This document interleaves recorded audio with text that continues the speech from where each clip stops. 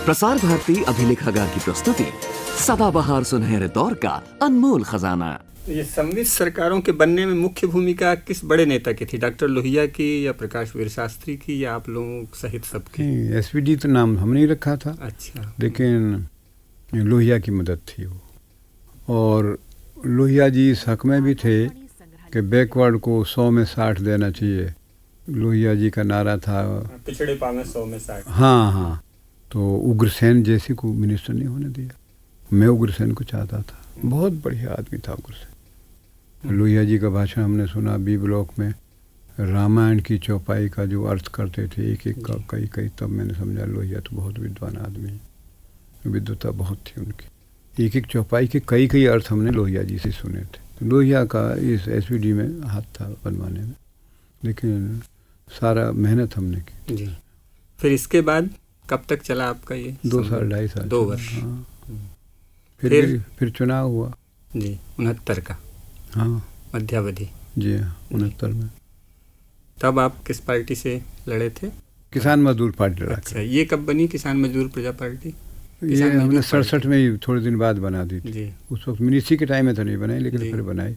तो 69 का चुनाव किसान मजदूर पार्टी से लड़ा। अच्छा, इस पार्टी के पीछे प्रेरणा क्या थी किसान मजदूर पार्टी प्रजा पार्टी बनाने की? प्रजा शब्द नहीं था इसमें। मैंने कहा किसान मजदूर दो ही बहुत बड़ी प्रजा है और प्रजा की दूत नहीं है। तो किसान मजदूर पार्टी। जी हाँ, ये ऑल इंडिया में बना देता।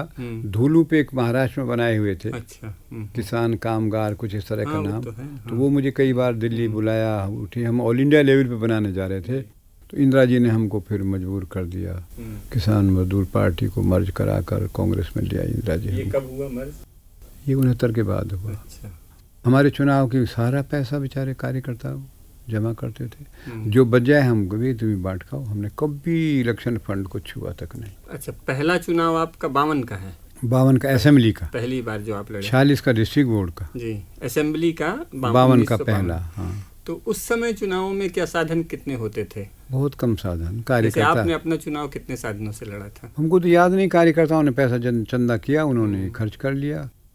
लाख भी नहीं होते थे उन दिनों। लाख बहुत बड़ी बात थी उन दिनों। हाँ, हजारों में चुनाव हो जाते थे। मुफ्ती। कार्यकर्ता कोई फीस नहीं मांगता था, सवारी नहीं मांगता था, भूखे चने चबा के चुनाव लड़ते थे।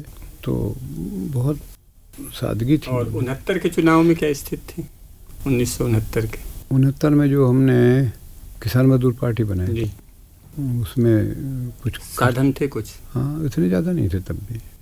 ये तो अब आके ज़्यादा हो गए, पहले चुनाव नहीं। सबसे पहले आपको साधनों की अधिकता चुनावों में लगी हुई कब से नजर आती है? कब से? ये 71 के बाद ही हुई है। 71 के बाद? 71 तक भी हमको तो लगता है पार्लियामेंट का चुनाव हमारा यूं ही लड़ा दिया लोगों ने। जी, 1971 में आपने पार्लियामेंट का चुनाव लड़ा कांग्रेस के टिकट से?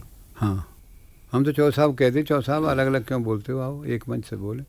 आप पहले एक जगह बोल दो, दूसरी जगह हमें पहले बोलने दो। आप हमारे बारे में कुछ ही कह दो, हम आपके बारे में कुछ ही कह दें। क्योंकि रेलवे लाइन मेरी चलाई हुई है, बागपत की मुंशी मेरी लाई हुई है, सारे काम मेरे। और ये सादरा सहारनपुर सड़क भी हमारी बनवाई है, असेंबली के रिकॉर्ड से साबित कर सकता हूँ। मेरा पब्लिक वर्क में शुरू से ही ध्यान था, और जिस चुनाव क्षेत्र से मैं चुनाव लड़ा गया, मैं उस क्षेत्र तक सीमित ही नहीं रहा। इसीलिए मुझको देश भर में लोग कहीं से भी, मैंने देखो नई दिल्ली से चुनाव भर दिया टिकट, कांग्रेस के धर आ गए लोग। क्यों? यूथ पार्लियामेंट में जाता हूँ, गार्जियंस, टीचर, स्टूडेंट मिले, बच क्या गया, सब मेरे हैं दिल्ली में। और यूथ पार्लियामेंट सारे देश में मैंने चलवा रखी है। इसमें इंदिरा जी का बहुत बड़ा हाथ, बहुत बड़ा हाथ है इंदिरा जी का इसमें। तो यूथ पार्लियामेंट के नाम से, आर्य समाज के नाम से, योग से नाम से सारे देश में हम घूमते हैं। हम तो कहीं से भी खड़े हो सकते हैं। अच्छा, ये आप जब राज्य विधानसभा में थे तो मंत्री आप पहली बार कब बने राज्य में? 67 में, पहली 1967 में। हाँ। कौन सा विभाग था आपके पास? फॉरेस्ट था जी, एनिमल हस्बेंड्री और पशुपालन, बाद में एक्साइज और जेल, फिर कृषि बहुगुना के साथ कृषि और सिंचाई मेरे पास रहा। इनमें से किसी विभाग के कोई विशेष संस्मरण या कोई प्रभाव जो आपको याद आता हो? हमने जो रिसर्च का काम है उसको प्रैक्टिकल रूप दिया, और फॉरेस्ट की ज़मीनों पर जो कब्जा करते थे कम्युनिस्ट लोग, वो हमने रोके। कम्युनिस्ट हमारी गवर्नमेंट में भी थे जी, और कब्जा भी करें नैनीताल की तराई में। अच्छा। तो एक बसंती देवी बड़ा भारी, हमारे जहाँ को मैं निकलूँ वो हमारे खिलाफ नारे, रेल पर जाऊं तो कार से जाऊं, नारे लगाती थी। तो मैंने जाके ऐलान कर दिया कि भाई अव्वल तो कैबिनेट का फैसला ये है कि फॉरेस्ट की ज़मीन 30% देश में होनी चाहिए, जो अभी 10% भी नहीं है। तो फॉरेस्ट की ज़मीन तो और आनी चाहिए, और ज़मीन किसान से ले नहीं सके तो फॉरेस्ट की ज़मीन किसी को नहीं दी जाएगी। और अगर दी भी गई तो भाई मैं पहाड़ के लोगों को दूंगा, तो वो अपने आप खिसक लिए सब जो बाहर के लोग ज़मीनों पर कब्जा कर रहे हैं अपने आप। मैं कि देनी भी अगर पड़ गई 1% कैबिनेट के फैसले को, कैबिनेट ही बदल सकती है, अगर बदल भी दिया, जो मुझे तो उम्मीद नहीं है, तो तुम ये बकेवर कॉलेज की 400 एकड़ ज़मीन चौधरी साहब ने, एक मिश्रा जी प्रिंसिपल थे, उनके कहने में आकर दस्तखत कर दिए। अब मैं तो फॉरेस्ट का मिनिस्टर था, क्रिश्चियन एक वहाँ कलेक्टर था, मैंने वो रिजेक्ट कर दी चौधरी साहब की बात। तो कलेक्टर को मैंने फ़ोन किया, तो उसमें ये था कि यहाँ भूमि संरक्षण की ट्रेनिंग दी जाती है बच्चों को, इसलिए ज़मीन चाहिए। तो हमने कलेक्टर को कहा कि भाई तुम ये बताओ यहाँ कोई भूमि संरक्षण की क्लास है, टीचर हैं, स्टूडेंट हैं, कितने हैं, क्या है? जी कुछ भी नहीं है। तो मैंने रिजेक्ट कर दिया। चौधरी साहब बहुत बिगड़े, मुझे समझाने लगे मैं पंत जी का ये आदर करता था, वो कि आदर और सम्मान सार्वजनिक जीवन में किसी से कम नहीं जानते, पर ये सार्वजनिक हित जो है, ये तो मैं चौधरी साहब कई फाइल रिजेक्ट की मैंने। एक आध को तो चौधरी हमारे पास आई, एक कोटा एक्साइज जब मुझ पे था तो कोटे वोटे का काम इधर किसी पंजाबी को दिलवाना चाहती थी चौधरी, मैंने वो रिजेक्ट कर दिया। फिर चौधरी खुद गई कि ये तो मेरा काम भैया, मुझे मालूम, तो चौधरी साहब की बात को नहीं मान रहा है ये वो। मैं क्यों नहीं होता। अच्छा, पशुपालन विभाग चौधरी साहब आपने देखा था ना? हाँ, पशुपालन विभाग, उसका कुछ क्या विशेष कोई प्रयोग किए थे क्या पशुओं के संवर्धन? तो रिसर्च करवाया हमने, और मैं बिना प्रोग्राम के जाया करता, आई माथुर थे उन दिनों, तो सब तरफ भैंस, गाय, सब मुर्गी, बत्तख सब नवाए जाए करे चारों तरफ, उनको चारा डाला जाए। मैं चलो इनका त्यौहार मनने दो हमारे प्रोग्राम से। तो ये विभाग हमारे पास रहा, उसमें रिसर्च करवाया हमने। और वेटनरी कॉलेज मथुरा जो, इसमें ट्रेनिंग को बहुत लड़के भेजे हमने। एक लड़का तो ऑस्ट्रेलिया में हम जब गए तो मिल गया वो हमको, चौधरी दलेर सिंह एक प्रिंसिपल होते थे बड़ौत में, उनका दामाद मेरे पास गया, दलेर सिंह जी, उनको कि ये मेरा दामाद है, इसने वेटनरी कॉलेज मथुरा से पास किया, तो शर्त ये थी कि 2 साल तक नौकरी करना, और वरना 5,000 या 10,000 कुछ ऐसे रुपए थे, मुझे याद नहीं, पर 5,000 से कम नहीं थे, ये देने होंगे। अब दलेर सिंह जी गए तो मैंने डायरेक्टर, लाल डायरेक्टर था उन दिनों, तो मैंने उसको बुलाया, डायरेक्टर और सेक्रेटरी था, दोनों को बुला, कहा कि भाई ये विदेश जा रहा है, इसको जाने दो, यहाँ तो और किसी को रोटी रोजी मिल जाएगी, यहाँ तो बेकारी बहुत है हमारे देश में, बाहर जाने दो इसको। तो उन्होंने उसका सब 2 साल का पाबंदी भी हटा दी और रुपया भी नहीं लिया और चला गया। जब मैं ऑस्ट्रेलिया गया, 3 बार गया, मैं टूरिज्म कमेटी में था ऑस्ट्रेलिया, तो जहाँ हम होटल में ठहरे वो लड़का आया, क्या जी मुझे पहचान, तो नहीं पहचानता जी, मैं तो आपकी बदौलत से आया हूँ। कैसे? कि दलेर सिंह जी मेरे ससुर होते थे, उन्होंने आपसे सिफारिश की थी, और आपने तो मेरा 2 साल का जो पाबंदी थी वो भी हटा दी थी वेटनरी को नौकरी करने की, और 5,000 रुपये तो मुफ्त में आया हूँ। वो पशुपालन, पशु विभाग का कुछ होकर गया था, इसीलिए वो आदमियों का खून टेस्ट कर रहा। तो हमारे साथ जो MP गई प्रकाशवीर शास्त्री थी, उसमें बहुत पूरी टीम को ऑस्ट्रेलिया में खीर पूरी बूरा की वो दावत खिलाई, वो इतनी आलीशान कोठी और इतनी ग्रीनरी, हरियाली उसकी कोठी में, पौधे, फूल, ऐसा हिंदुस्तानी लोग आबाद हो रहे हैं बहुत बढ़िया ढंग से। लेकिन ऐसा कहा जाता है कि पशुपालन विभाग ने हमारे संकर प्रजनन को तो ज़्यादा महत्व दिया, लेकिन देसी नस्लों के सुधार के लिए कोई विशेष काम नहीं किया, तो ऐसा कुछ लगा क्या आपको? नहीं, वैसे देसी नस्ल कोई ख़राब नहीं है, देसी नस्ल भी, संकर नस्ल कभी कभी तो यहाँ के वातावरण को फिट नहीं बैठती, चारा भी नहीं बैठता, जो देसी है वही ज़्यादा है। अब तो लोग लौट के आ रहे हैं देसियों पर फिर। अच्छा, तो इसके बाद फिर आप 1971 में संसद में पहुँचे, तो संसद में अपने कुछ संस्मरण सुनाएं, क्या भूमिका रही आपकी, या क्या? संसद में हमने तो एक तो ये सादा सालपुर रेल के लिए हनुमंतैया जी थे, हमारी बात को मानते नहीं थे जी। हमने उसमें कई बार सवाल तो उठाए, तो वो कहते मेरे दिमाग में नहीं भरती बात।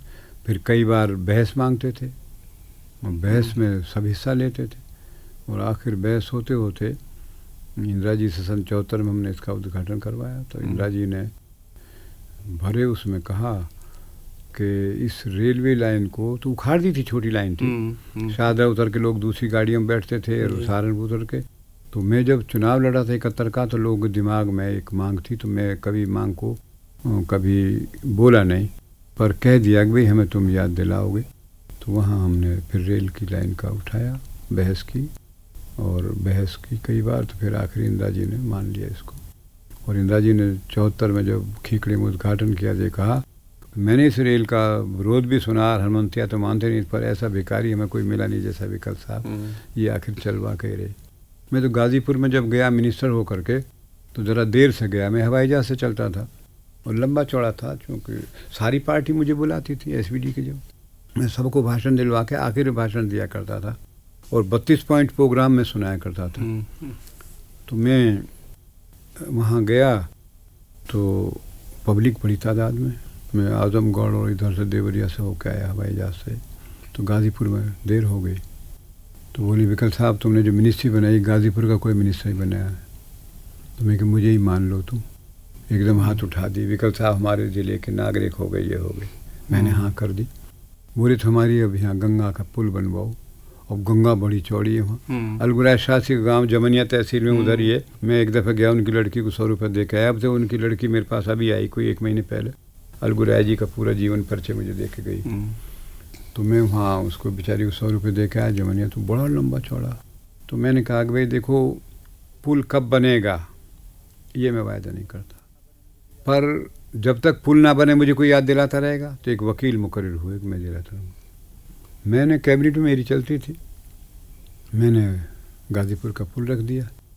तो यहाँ जगजीवन राम और राम सुभग सिंह थे, उन्होंने उसको बलिया के सामने बक्सर ले गए, उस पुल को हटा के वो बक्सर बन गया। मैं चलो बक्सर बनने दो।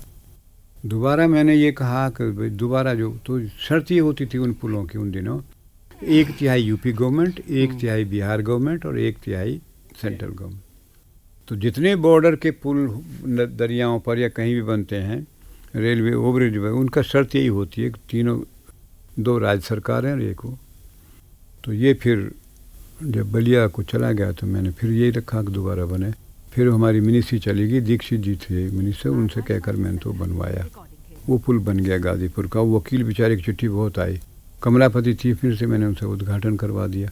मैं जा नहीं पाया, उस पुल को देखने जाऊँगा ज़रूर। ऐसे पुल, ये यहाँ बागपत का पुल हमारा बनवाया हुआ जमुना पर, और आगे कैराने पर पुल बना है। गंगा का गढ़मुक्तेश्वर पुल हमने बनवाया। चौधरी गिरधारीलाल मिनिस्टर होते थे सिंचाई के, PWD के, हमारे दोस्त थे बिजनौर के रहने वाले। तो हमार वो गजरोलाल मालगाड़ी में कार बैठा करके और मालगाड़ी के डिब्बे में बैठ करके हम गार्ड के साथ गए, गजरोला उतारा उसको गाड़ी को। तो मैंने उस दिन कहा यहाँ पुल बनना चाहिए। उस दिन सवाल शुरू, गढ़मुक्तेश्वर पुल हमारा बनवाया हुआ है।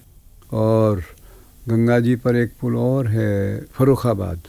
तो निर्माण के काम हमारे रिकॉर्ड से हैं असेंबली की, सवाल जवाब। और ये हमारा बहुत, एक दफ़ा तो एक लड़के ने हमारी मेहनत करके बहुत इकट्ठा किया। डुपले रोड की कोठी जो हमारी छूट गई तो सारा हमारा कहाँ खो गया। अच्छा, 1971 के बाद आपने दोबारा चुनाव कब लड़ा? 77 का। इमरजेंसी में आप कहाँ थे? संसद में ही थे, आपातकाल में? हाँ। अच्छा, आपके इलाके में तो आपातकाल में कोई जाति वगैरह नहीं हुई? नहीं। अच्छा। आपातकाल में लोग अपना एक दूसरे का सहयोग करते थे। लेकिन पुलिस ने थोड़ा सा कहीं कहीं जाति कर ली। किसी को वैसे कह दिए तुम्हारा नाम लिया जा रहा है, तो वैसे बेचारे डर के दे देवे।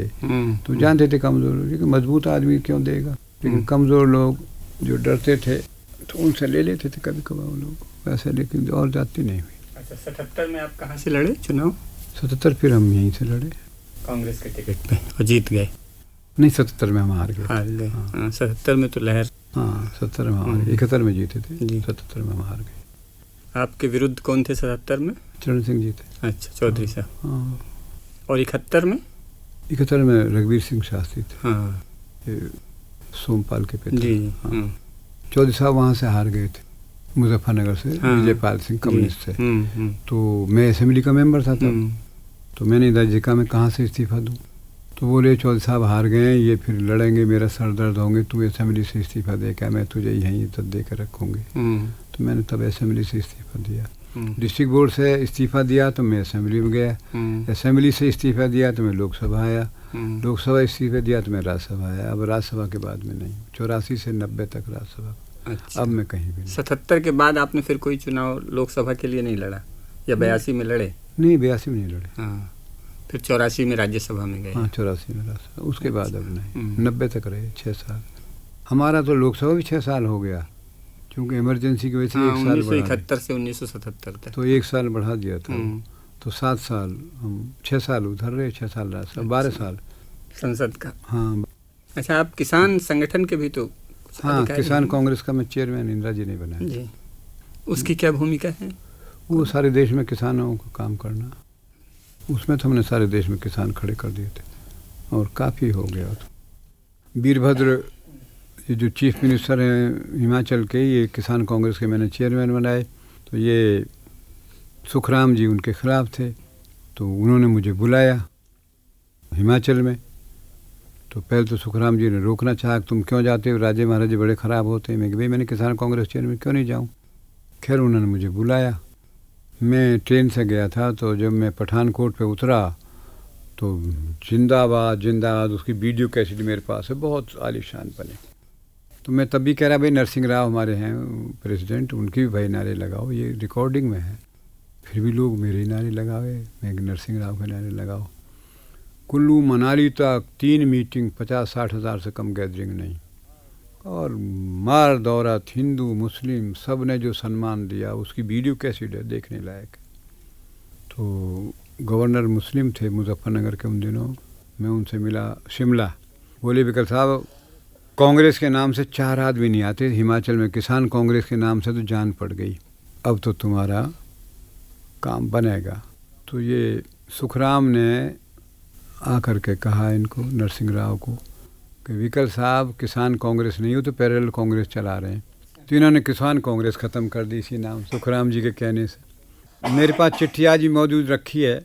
मैंने कहा किसान कांग्रेस का चेयरमैन किसी को बना लो, पर ये राजीव जी ने, इंदिरा जी ने हमको किसान कांग्रेस का चेयरमैन जब बनाया था, जब टिकैत ने यहाँ कब्ज़ा कर लिया था बोट क्लब पर सारे में, और राजीव गांधी को मीटिंग करनी पड़ी लाल किले के सामने, तब मुझे किसान कांग्रेस का चेयरमैन बनाया। इन दिनों आपकी क्या गतिविधि है? समाजवादी पार्टी में। अच्छा, मुलायम सिंह के तो साथ। आप कांग्रेस छोड़ के समाजवादी पार्टी में आप कब गए? 3-4 साल हो गए। कारण? बस कुछ मतभेद हो गए हमारे, ज़्यादातर नरसिंह राव से ही हुई, सच्चाई तो ये। दूसरा कारण ये बना, हमारे कश्मीर के मुस्लिम गुजर सर्टिफिकेट लाए मिलिट्री का, उन्होंने आतंकवादी पकड़वाए भी हैं, मरवाए भी हैं। वो 10 दिन तक मेरे पास घूमते रहे, ना नरसिंह राव मिले, ना चौहान होम मिनिस्टर, कोई नहीं मिला। वो रो रो के गए बेचारे। 10 दिन मैंने उनके खर्चे के लिए सब इंतज़ाम किया। अब आज भी रात मियाँ बशीर का फ़ोन आया था मुझे तो कश्मीर से, तो वो आज तक भी मानते मुस्लिम गुजर्स हैं जिन्होंने कश्मीर को हमेशा बचाया। वो पद्मश्री मोहम्मद दीन, ग्वाला गाय चराने वाला, टनमर्ग के पास जंगल में पाकिस्तानी ने उसको पकड़ा कि तुम मुसलमान हो, कहाँ मुसलमान है, कुरान पे हाथ रखो, हाथ धर दिया, को हम तुम्हें ये रुपया दे रहे हैं और तुम 50,000 रुपया ले जाओ, हमको ट्रक ला कर दो और हमें श्रीनगर का रास्ता बताओ, पावर स्टेशन बताओ, रेडियो स्टेशन बताओ, वहाँ का सेक्रेटरी बताओ। तो बोले सीधा आदमी गाय चराने वाला कि मैं ट्रक तो ला दूंगा पर पैसे बाद में लूँगा आके। पैसे लौटा दिए। 10 रुपये ज़बरदस्ती, पद्मश्री का तो उपाधि हमने बाद में दिलाई, मोहम्मद दीन को 10 रुपये ज़बरदस्त दे दिए। वो आया टनमर्ग थाने में, कहा थानेदार ने नहीं सुना कि ऐसे ऐसे यहाँ कुछ लोग हैं। फिर फौज के किसी अफसर पर गया, उसने भी नहीं सुना। जब 2 दिन हो पद्मश्री को, मोहम्मद दीन को 2 दिन घूमते हो गए, तो गुस्से में बोला मैं झूठा हूँ, रेडियो पर बयान है उसका, मैं झूठा हूँ तो मुझे अभी अभी गोली मारो, ऐसे इशारा करके, वरना तुम देश के गद्दार हो, तुम्हें गोली लगनी चाहिए। तो वो सीरियस हुए थे, कुछ बात में जान है। तो वो देखने गए तो निरी पाकिस्तान की फ़ौज पड़ी थी, बिना तैयारी के चले गए। 3-4 आदमी बचे, हमारे बहुत लोग मारे गए। पद्मश्री बच गया था उसमें बेचारा। तो ऐसे देशभक्त लोग थे मुस्लिम गुजर्स। वो सरबा गुजरी लोग आए पाकिस्तानी, हमें हिंदुस्तान की फ़ौज बताओ कि तुम खतरे में आ जाओगे, अपने घर में बंद कर गई। वो भी इधर की थी, पुंछ राजौरी की तरफ, और अपने घर में पाकिस्तानी पकड़वा दिए। सरबा गुजरी, माला गुजरी, सब ने ऐसे काम किया। एक इंजीनियर था जिसने पुंछ का पावर स्टेशन पाकिस्तान से बचाया, वो मास्टर सैयद मोहम्मद ने तो हिंद फौज जिंदाबाद, शास्त्री जिंदाबाद, ये नारे लगाए बहुत, और फौजों को आगे बढ़े। उधर के जो रास्ते हैं वो, ये मुस्लिम गुजर जो घूमते हैं वहाँ, ये वो रास्ते जानते हैं सारे, तो फ़ौजों को बड़ी मदद हो जाती है हमारी को, तो फ़ौज से आगे लड़े ये लोग। आखिर शास्त्री जी ने वो हाजी पीर ताशकंद में जा कर के लौटा दिया, तो मास्टर सैयद मोहम्मद को पकड़ा पाकिस्तान के लोगों ने, बहुत शास्त्री जिंदाबाद और हिंद फौज जिंदाबाद के नारे लगा। पाकिस्तान जिंदाबाद कहो, उसने पाकिस्तान जिंदाबाद नहीं कहा, उसके पैर काटे, हिंदुस्तान जिंदाबाद कहा, हाथ काटे, हिंदुस्तान जिंदाबाद कहा, आंखें निकाली, हिंदुस्तान जिंदाबाद कहा, आखिर गर्दन कट गई लेकिन हिंदुस्तान जिंदाबाद। ऐसे लोग हैं वो जो कश्मीर को बचाए हुए हैं। आप भारत और पाकिस्तान का क्या भविष्य देखते हैं? दोनों में कोई कोई फिर से हो सकता है क्या? देखिए, ये हो जाए तो अच्छा है। लोहिया जी तो ये मांग भी रखते थे कि एक संघ बनना चाहिए बांग्लादेश, पाकिस्तान, हिंदुस्तान का। भूल जाएं लोग इस बात को तो अच्छा है, क्योंकि गलती का जवाब गलती करने से कभी सुधार होता नहीं है, गलती को तो भुलाना ही पड़ता है। आज जो अगर संसार में दुख है, अगर मुझसे तो रूस में गांधी जी की जहाँ मैं मूर्ति लगाने गया था, जो गांधी जी पर रिसर्च हो रहा था, उस रिसर्च सेंटर मुझे ले गए, तो एक सवाल किया कि गांधी जी कोई ख़ास बात बताओ। अब मैंने गांधी जी की लंबी चौड़ी कहानी सुनानी शुरू कर दी, तो झाना लड़की जो मेरा हिंदी का नाम दूसरी, वो कहने लगी, विकल साहब गांधी जी की बात तो यहाँ गांधी जी पर रिसर्च हो रहा, गांधी जी के बारे में किताब हैं, गांधी जी की वो बात बताओ जो तुम्हें बहुत पसंद हो। तो मैंने कहा, रूस के लोगों, अगर गांधी जी की कोई एक बात पूछना चाहते हो तो वो ये जो मुझे पसंद थी, वो अपनी गलती को पब्लिकली कहते थे। पट्टा भी की हार मेरी हार है, ये गांधी जी ने बोल दिया। तो आज में इनकी लोग अपनी गलती तस्लीम करने को तैयार नहीं है। दुनिया के राजनेता और धर्म नेता, धर्म गुरु और राजगुरु दोनों अगर गांधी जी की एक बात मान ले और अपनी गलती को पब्लिकली कहने लगें तो एटम बम रखे रह जाएंगे, दुनिया में शांति हो जाएगी, अमन हो जाएगा।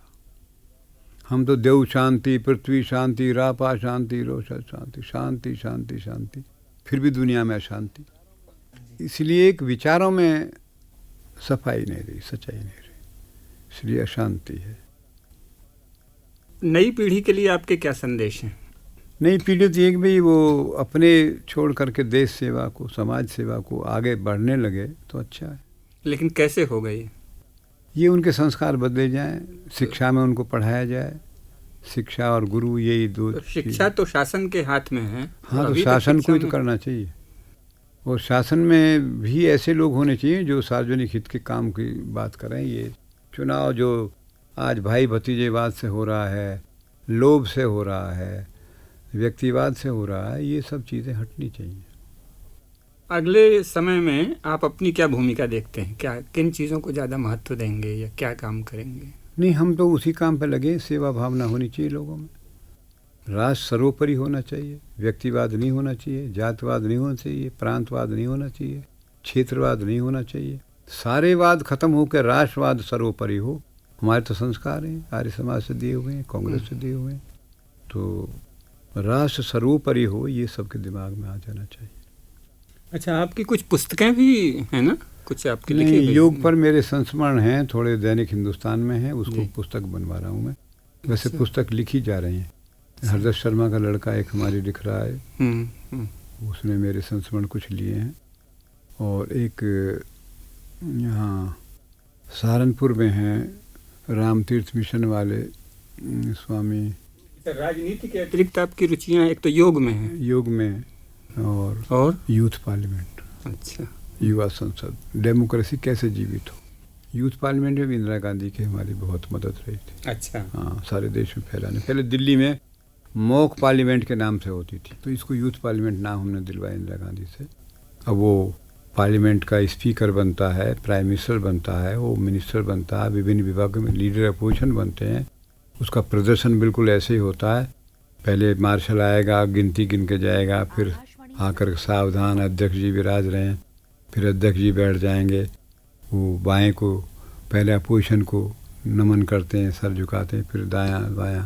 तो मैं पूछा करता हूँ बाएं को क्यों सर झुकाते हैं, तो नहीं बोलते मैं कि आज का दिन सही सलामत बीत जाए, चूँकि अपोजिशन से झगड़े होते हैं ना।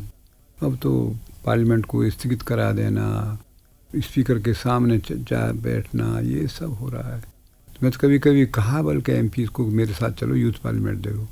और ये भगत जी थे मिनिस्टर एक दफ़े और कई लोग थे मिनिस्टरों के सामने, मैंने तो कहा, मैंने कहा भाई बुरा ना मानो तो ये यूथ पार्लियामेंट असल पार्लियामेंट लग रही है हमें तो, और तुम्हारी पार्लियामेंट तो नकल हो गई है। इन बच्चों से सबक लो कि इनमें तो वॉकआउट जैसी घटना नहीं होती, मार धाड़ तो दूसरा सवाल है, और शांत में एक दूसरे की बात सुनते हैं, समझ के जवाब देते हैं। तो यूथ पार्लियामेंट बच्चों में बहुत अच्छी डेमोक्रेसी ला रही है, बहुत जागृति कर रही है। तो मैं तो भावी पीढ़ी में लगा हुआ हूँ, ऐसी बात नहीं है। मेरे जो संस्कार पड़े हैं आर्य समाज और कांग्रेस से, वो भावी पीढ़ी को दे रहा हूँ, यूथ पार्लियामेंट के नाम से, योग के नाम से, आर्य समाज के नाम से। चुनावों में जो धन की भूमिका लगातार बढ़ती गई है, जो आप देख रहे हैं कि 80 से आप बता रहे हैं ना, वैसे तो 71 के बाद से शुरू, इसके बारे में आपको कैसा लगता है, कैसे रुकेगा? ये तो कुछ पब्लिक में जागृति आएगी तभी रुकेगा। पब्लिक ये समझ जाएगी भाई जो धन खर्च करते हैं उनको वोट मत दो, जाति के आधार पर मत दो, मजहब के आधार पर मत दो। ये पब्लिक में ही भावना चेंज होगी तभी रुक सकता है। नहीं तो कौन उस भावना को जगाएगा? वो भी तो एक तरह की राजनीति या आंदोलन या कुछ अब इसमें सब लोग निकलेंगे, समय करा देता है, समय के ऊपर सब हो जाता है। वो होता है ना, कभी तन देखे वो जो कुआं चलता है, चरस में बैल जाते थे नीचे, एक दफ़े नेची में जाना ही पड़ता है, फिर लौट के आवे ऊपर से, फिर उसमें कीली लगावे, फिर वो नीचे को बैठ के जावे। तो ये रोटेशन है, अपराधों का हो, करप्शन का हो, सच्चाई का हो, तो ये बदल बदल के समय आता रहता है। ये जो जनता से आपका जीवंत और आत्मीय संबंध था, वो इस समय तो राजनीति में नहीं दिखता, बल्कि कोई बाहर से कहीं से भी किसी को ला देते हैं या उसी वजह से तकलीफ हो रही है। आत्मीयता जनता के साथ लीडर्स की हो जाए तो फिर वो युग आ जाएगा, फिर पैसे के खर्च की जरूरत नहीं पड़ेगी, फिर करप्शन करने की जरूरत नहीं पड़ेगी। वो तो थोपे हुए लोग जब जाएंगे तो वो अपने धन और जन दोनों का बल इस्तेमाल करते हैं, लेकिन दिल नहीं होता लोगों का साथ। वो फिर उसकी और कीमत बढ़ती चली जा रही है, दूसरा और ज़्यादा खर्च करेगा, अगली दफ़े वो और करेगा, तो कंपटीशन हो रहा है। लेकिन ये उबेंगे लोग, खर्च करने वाले भी, जुल्म करने वाले भी तंग आएंगे, और पब्लिक भी इनसे तंग आएगी, फिर पब्लिक खुद भी विद्रोह करेगी। हर चीज़ बढ़ के जाती है, हमारी पुरानी कहावत, जो चीज़ गई है बढ़ के ही गई है। बीमारी भी एक दफ़े भयंकर आ जाएगी तो के साथ सदा बीमारी थोड़ी रहे, फिर निरोग होते हैं लोग। ऐसे ही अत्याचार अनाचार भी बढ़ के जाते हैं। दारा रहा न जमन सिकंदर से बादशाह, तख्ते ज़मीर पर सैकड़ों आए चले गए। सिकंदर ने कितना लूटा हिंदुस्तान को, कितनी बार लूटा, लेकिन आखिर सिकंदर जब चला दुनिया से दोनों हाथ खाली। उसने तो खुद कह दिया था कि मैंने जुल्म ज़्यादती किए, मेरे हाथ कफन से बाहर निकाल देना, ताकि दुनिया को जाहिर हो जाए कि आखिर पे कुछ नहीं है, खाली हाथ जाना पड़ता आदमी को। बहुत बड़ा आशावाद है आपके भीतर, जो एक दार्शनिक समझ से पैदा हुआ है, ऐसा लगता है। तो ये आपको नहीं, वो तो मुझे मालूम है, रोटेशन होता है, प्रकृति बदलती है। गर्मी सर्दी बरसात क्यों ये बदलते हैं? ऐसी नेचर जब बदलती है तो मनुष्य का भी नेचर स्वभाव बदलता रहता है। एक दफ़े 24 घंटे में आप विचार करें, कभी आप धर्मात्मा बन जाएंगे, कभी आप भगवान को याद करने लगेंगे, कभी आप दूसरों को सताने की बात सोचने लगेंगे। अपने मन में ही द्वंद्व रहता है 24 घंटे, और इन्हीं को कंट्रोल करने के लिए तो तप और जप और ये सब किए जाते हैं, और कथाएं, सत्संग, यज्ञ, ये सब होते हैं। मैं तो कहीं कथा हो, यज्ञ हो, सत्संग हो, बिना बुलाए जाता हूँ, कोई निमंत्रण की जरूरत नहीं।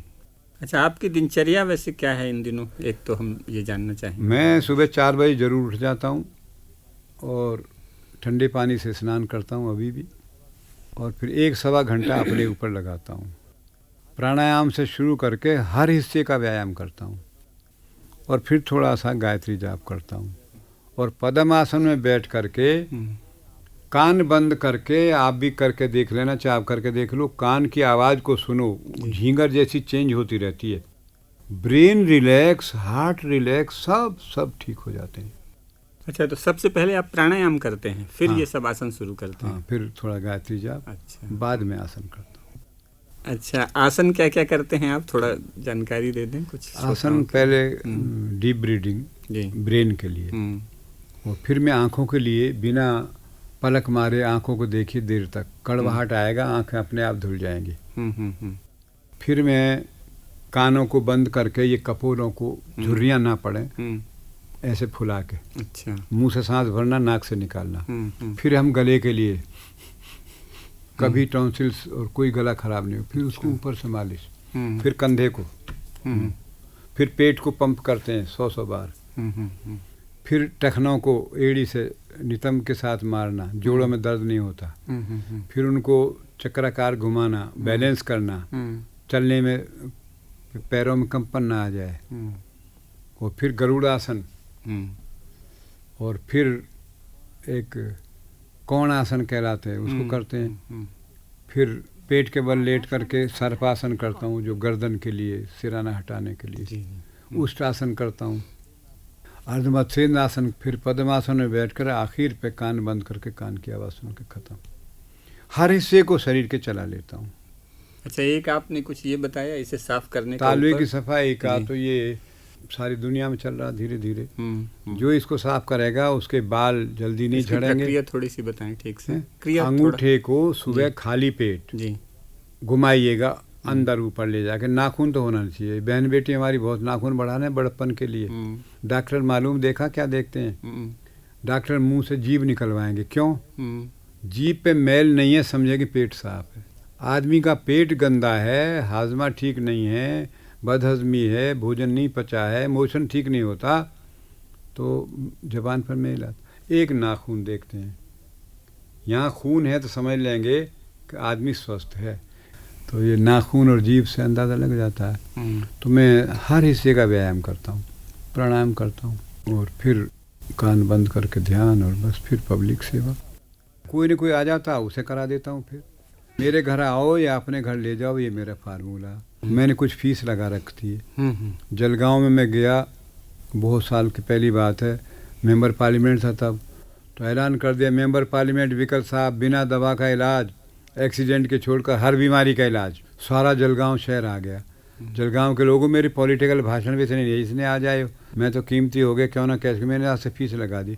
फीस के नाम चेहरे फक पड़ गए लोगों के। वो तो आए थे ना मुफ्त में, तो मैं डॉक्टर सिंगल फीस लेते, मैं डबल फीस लेता हूँ। तो मैं बताऊँ पहली फीस क्या? एक जवान लड़का खड़ा हो गया, जी फीस बता दो, शहर का उल्लू तुमने बनाई दिया, फीस देने के लायक होंगे तो बीमारी बताएंगे, नहीं घर को जाने ही दोगे। मैं पहली फीस मेरी ये, कुछ आसन बताता हूँ, कुछ क्रियाएं, खान पान का परहेज और दिनचर्या। भोजन छोड़ देना, मेरी 4 बात मत छोड़ना। तो कुछ ठंड पड़ी, पैसे धेले का काम कम है। 50% लोग फिर भी ऐसे रहे जलगांव में कि ये होशियार आदमी भूमिका बना रहा, दूसरी फीस जरूर पैसे वाली होगी।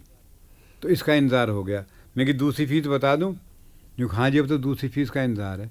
मैं कि दूसरी फीस मेरी एक, जब तुम्हें मेरी 4 बातों से फ़ायदा हो जाए तो दूसरों को बताना शुरू कर देना। धन खर्च करने से घटता है, ज्ञान खर्च करने से बढ़ता है। अब मुझे कोई सारी बीमारी हुई है। मैं तो एक दफ़े डिप्रेशन से मैं आ गया था, तो स्वामी देवी दयाल हमारे जो भामाशाह रोड पर आश्रम, ये संयोग से गाजियाबाद में कैंप कर रहे थे, मेरे घर बिना बुलाए पहुंच गए बेचारे। थोड़ा सा इन्होंने दिया, अब तो मैंने और भी उसमें बढ़ा दिया।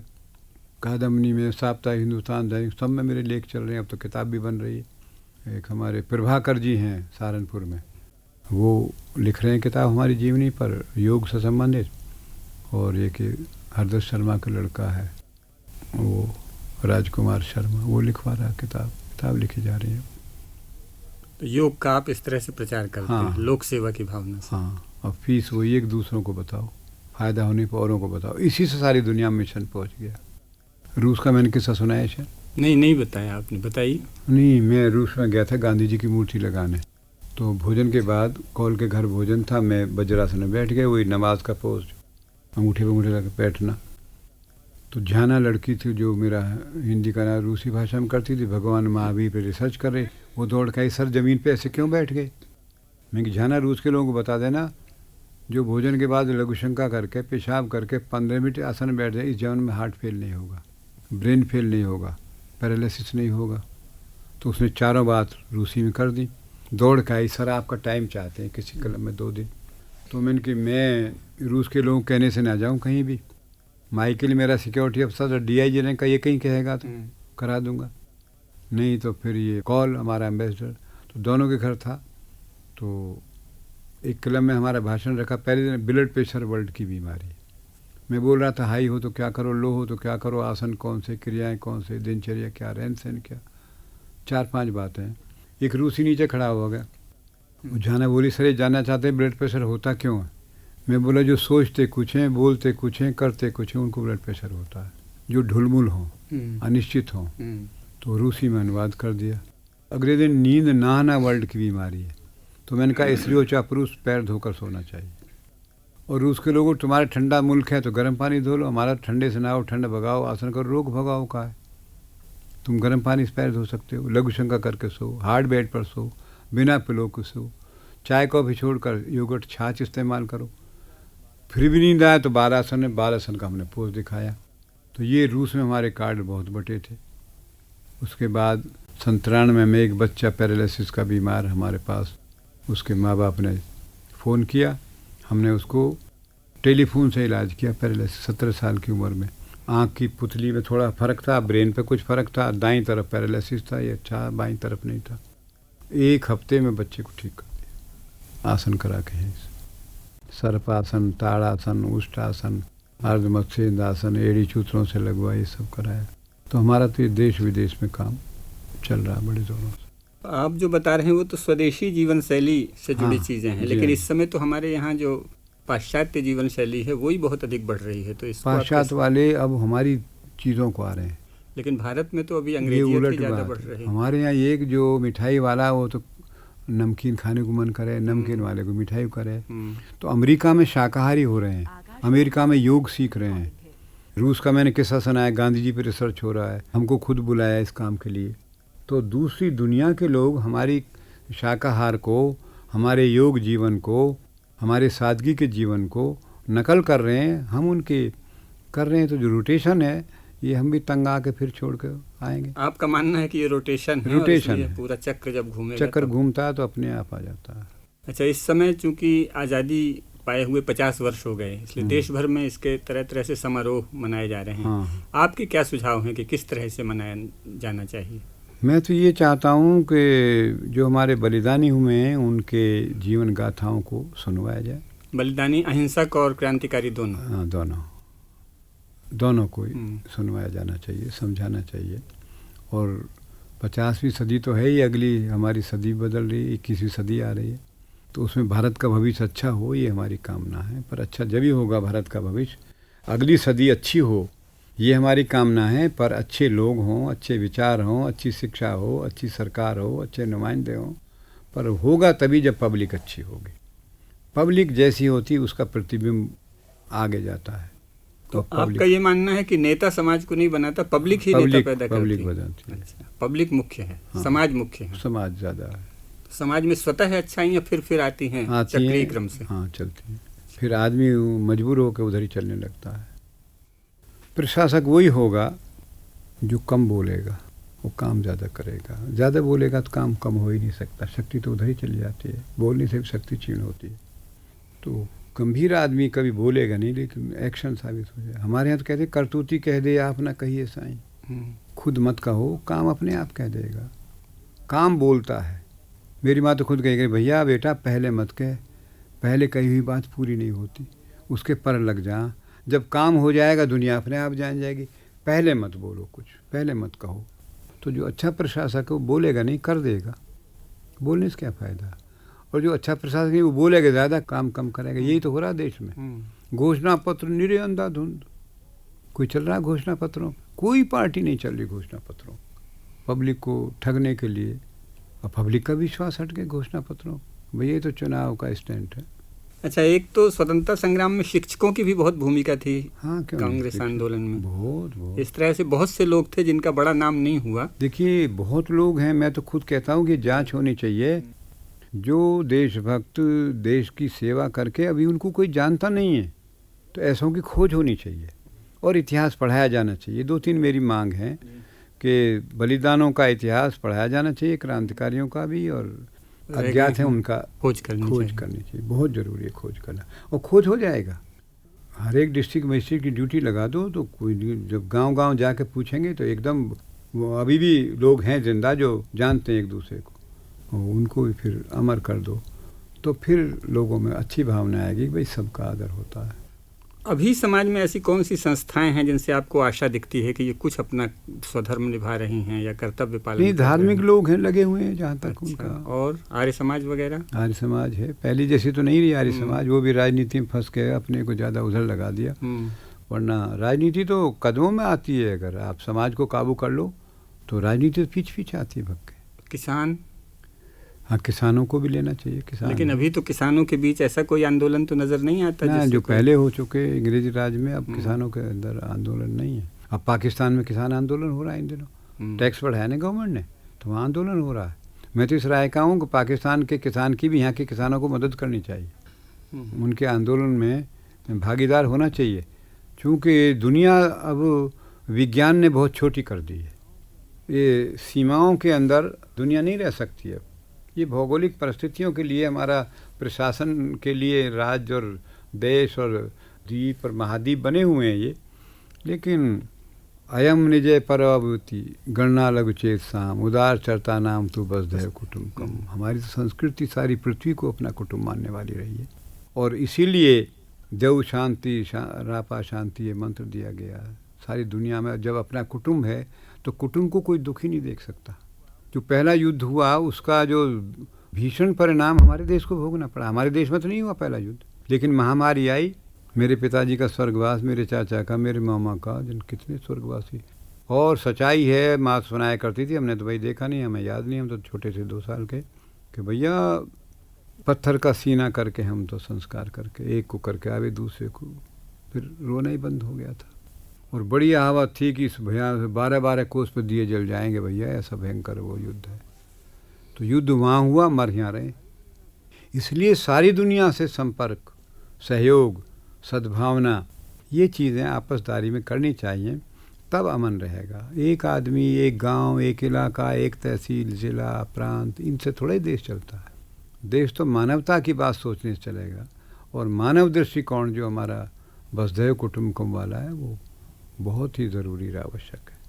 तो समाज में संदेश के स्रोत आपकी नज़र में क्या क्या हैं फिर इसके अनुसार? एक तो युवा हो गए, अथवा शिक्षक के जिम्मेदार लोग हो गए, अथवा कौन लोग हैं जिनसे आपको आशा लगती है? नहीं, जिम्मेदार तो सभी हैं, युवा भी हैं अपनी जगह पर, धार्मिक लोग भी हैं, राजनेता भी हैं। राजनेताओं से भी आपको आशा है कि वो फिर से? नहीं, वो राजनेताओं को पब्लिक मोड़ लेगी अपने आप, पब्लिक मोड़ेगी, मोड़ देगी, एकदम मोड़ देगी। राजनेता वो श्रृंखल नहीं रह पाएगा जब पब्लिक में क्रांति आएगी, और आएगी, ऐसी बात नहीं है।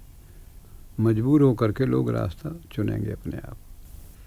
बहुत बहुत धन्यवाद विकल जी, आज आपके बहुत से संस्मरण सुने और उससे नई पीढ़ी को बहुत प्रेरणा भी मिलेगी, ये हमें आशा है, और आपका मार्गदर्शन इसी तरह मिलता रहेगा। आपका भी धन्यवाद बहुत।